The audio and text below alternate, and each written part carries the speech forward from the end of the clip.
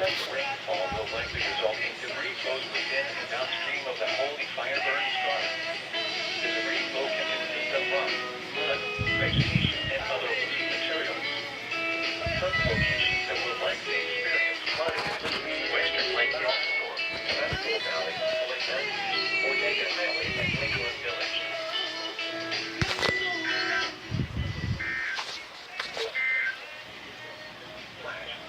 Well, that woke me up.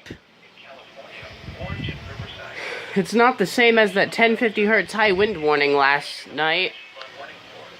Oh well. Let's see if NBC Palm Springs relays it.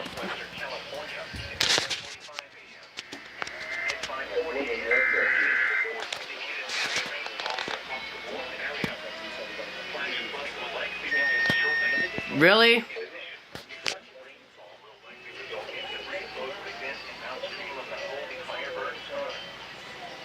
Okay, I'm gonna get going. Bye, y'all.